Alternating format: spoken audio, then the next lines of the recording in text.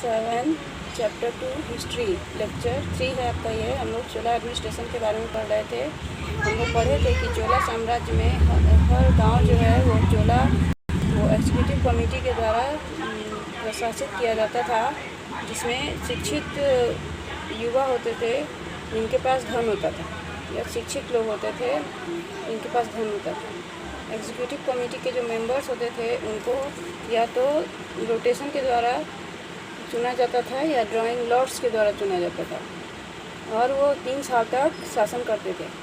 अलग अलग कमेटी जो है वो अलग अलग एडमिनिस्ट्रेशन का हेड को संभालते थे, जैसे revenue collection, justice, law, order, अलग अलग होता था कमेटी सबका। इनमें से सबसे मुख्य कमेटी जो था वो टैंक कमेटी था, जो फील्ड्स में पानी पहुंचाने का जिम्मेदारी लेता था और प्रबंध करता था।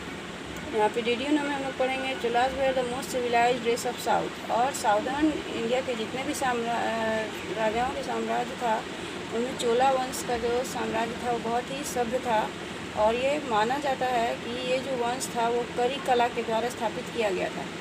चोला एम्पायर को चोला मंडलम भी कहा जाता है। अब हम चोलास का एग्रीकल्चर के बारे में पढ़ेंगे। तमिलनाडु के दूसरे पार्ट में एग्रीकल्चर बहुत ही ज़्यादा उन्नत था। कावेरी नदी जो है वो उपजाऊ मिट्टी लाता था वहाँ के खेतों में। बहुत सारे क्षेत्र में 2 क्रॉप्स का खेती किया जाता था एक साल में। 5th से 6th सेंचुरी में बहुत सारे एरिया को खोला गया लार्ज स्केल कल्टीवेशन के लिए, जिसमें बहुत सारा एक्टिविटीज़ होता था। जैसे जंगलों को काटा गया बहुत जगह में, और ज़मीन को लेवल किया गया। डेल्टा रीजन में एम्बैंकमेंट्स बनवाया गया ताकि बाढ़ नहीं आए। कैनाल्स को भी बनवाया गया ताकि पानी जो है खेत तक पहुँचे। अब हम लोग चाहमनाज और चौहान्स के बारे में पढ़ेंगे। चाहमनाज जो हैं उनको बाद में चौहान राजपूत के नाम से जाना जाने लगा, जो दिल्ली और अजमेर के बीच का क्षेत्र में शासन करते थे। इसमें पृथ्वीराज III जो है सबसे फेमस चौहान राजा थे, जो अजमेर के सत्ता पर बैठे। वो अफ़गान रूलर सुल्तान मोहम्मद गोरी को हराए थे 1191 में, लेकिन उसके अगले साल 1192 में उनसे वो हार गए। Prithviraj empire included most of Rajasthan. Prithviraj का साम्राज्य आज राजस्थान का ज़्यादातर पार्ट, हरियाणा, उत्तर प्रदेश, पंजाब, ये सब का पार्ट जो है पृथ्वीराज के साम्राज्य में था। वो सोमेश्वरा राजा के बेटा थे, और अजमेर के राजा थे सोमेश्वरा।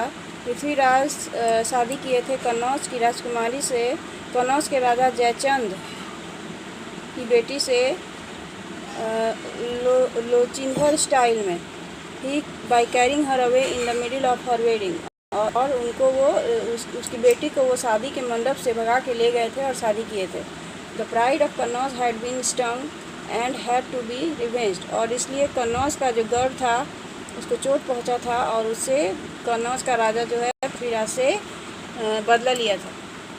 DDU में पढ़ेंगे। Prithviraj was 13 year old when he was crown king. Prithviraj सिर्फ 13 साल का था जब वो राजा बना था अजमेर का और दिल्ली का। वो भीमदेव से बदला लिया। वो सिर्फ 26 साल का था जब वो मर गया तराइन के दूसरे युद्ध में, जब वो मोहम्मद गौरी के साथ युद्ध कर रहा था। अब आगे हम ऑब्जेक्टिव आप लोग खुद से करने की कोशिश कीजिएगा, कल पढ़ेंगे।